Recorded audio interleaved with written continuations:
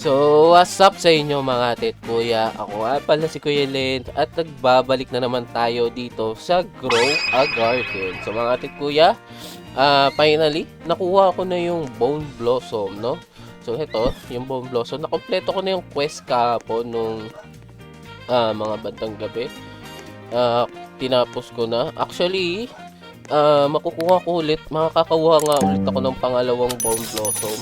Kung titignan nyo, may ilang araw pa ako para sa susunod na Bone Blossom if kaya kasi mamaya makukuha ko to tapos makukompleto ko to. So meron pa akong 1, 2, 3, 4, apat. So may dalawang araw pa ako para makakuha ng isa pang Bone Blossom. So kung natapos nyo yung unang 6-hour quest, possible makakuha kayo ng dalawang Bone Blossom, no? So sa mga nagtatanong, may sakit pa rin po ako, no? Pinipilit ko lang talaga mag-record. Tapos nito, magpapahinga na rin ako para gumaling naman na ako. So mga ate kuya, bago natin simulan tong video to, gusto ko lang i-shoutout si Ryugi. Happy birthday sa iyo Ryugi, no? I hope maging mabuti kang bata. Okay? Huwag kang magpapakulit sa mga magulang mo. So happy birthday sa iyo. And simulan na rin natin yung wash out para sa iba.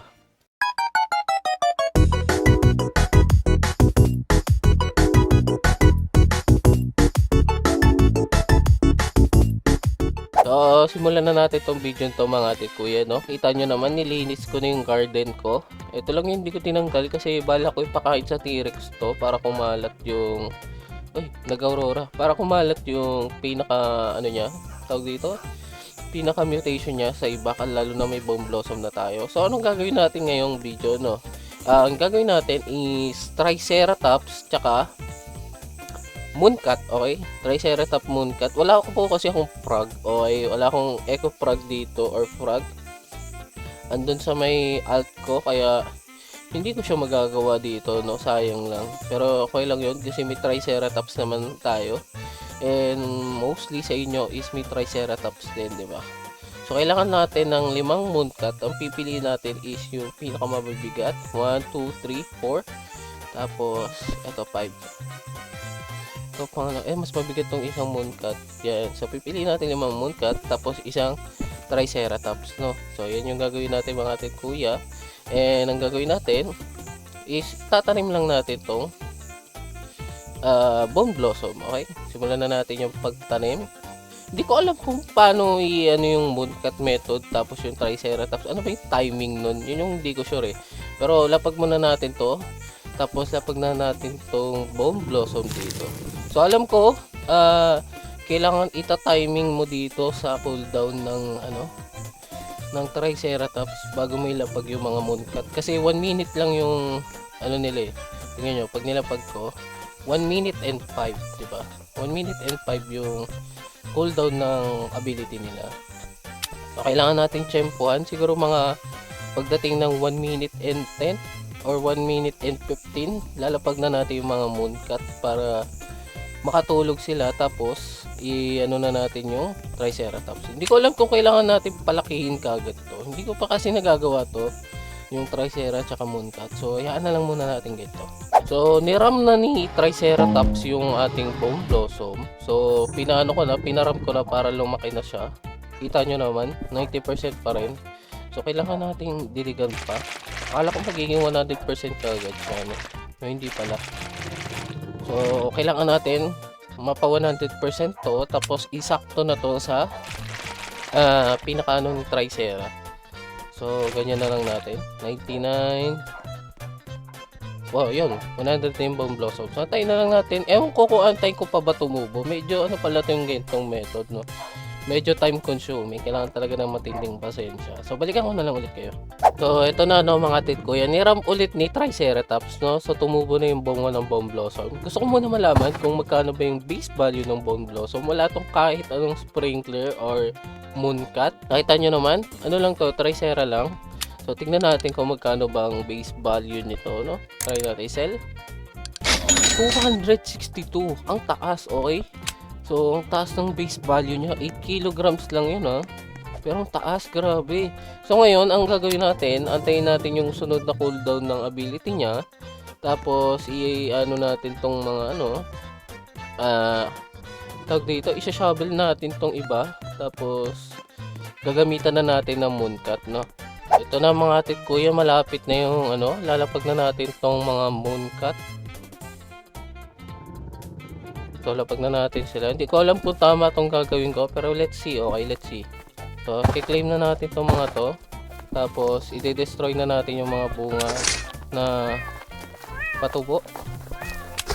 So, yan. So, ang gagawin na lang natin, antay natin ability ng mooncut. Tapos, yung tricera, kung tama ba yung ginawa ko. Hindi ko sure. So, malalaman natin within 50 seconds. So, gagamitin ko yung trowel. Kailangan ko yung trowel. Then, bahala na si tricera mag-ram kung saan siya ram. So, ito na mga tit kuya. I-move na natin to. I-move natin dito. Ito lang kasi malapit eh. Ay, magkakalayo yung mga mooncut. Pero ito na yung tricera. Ano niya na. Titignan natin kung lalaki ba. Uy, lumaki nga. So, nakita nyo naman, wala tong sprinkler pa, okay? So, wala pa tong sprinkler. So, claim natin ulit ito. Tignan natin. 22 kilograms. Okay. Tingnan natin kung magkano ba to. 22 kilograms, sell natin. 1.8 million, okay. 1.8 million, ang laki niya, no. Wala pa siyang ano, variant. Normal lang siya. So, try natin next if gagana kapag ano. Tawag dito, nilagyan natin ng master sprinkler tsaka kahit godly lang, you know, yung dalawang yun lang. So ito na mga atit ko, yung malapit na yung next batch. Medyo nagkamali ako ng timing. Na-late ko yung lagay ng ano, ng mooncut, kaya hindi ako sure kung gagana ba to. Pero i-shovel na natin siguro to. Siguro mga under 10 seconds. Shovel na natin to. Wait. So, shovel, tapos kulik. Tapos ito trowel natin, tapos i-sprinkler natin, no. So, lagyan natin ng master. Ay, nako! Nalagyan ko ba? Oo, nalagyan ko ng master, pero hindi umabot yung godly. Yun lang yung problema. Pero nakita nyo, may mas malaking ano ngayon, bone blossom. So, nagkamali ako doon, hindi ko nalagay yung ano kaagad. Yung godly, mali. Pero try natin tignan kung magkano ba to. Yung pinakauli natin nakita is nasa 20 kilograms yung pinakamataas niya, no. So try natin kung ilan to. 38, almost 40 kilograms, no. Laki ah. So tingnan natin kung magkano to.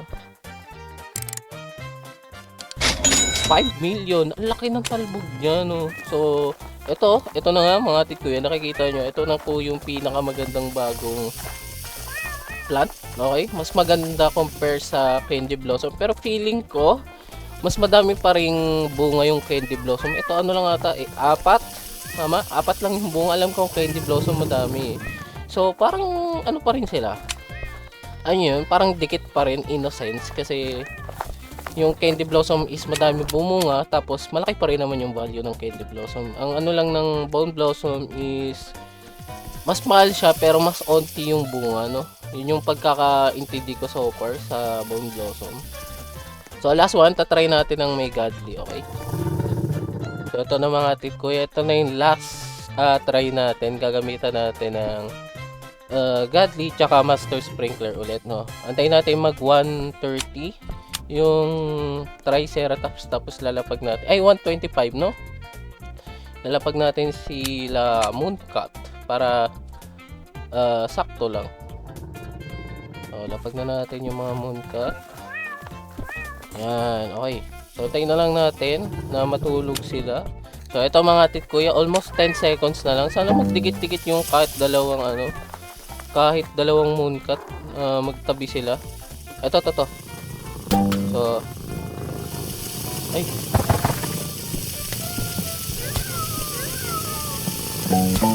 So, yan. Lalagyan natin. Natutulog na sila. Antayin na lang natin si tricera na bumangga. So, ayan na. Manggain mo na. Boom! Laki! So, ito yung pinakamalaki nating bone blossom na nagawa. Ito ata. Ito.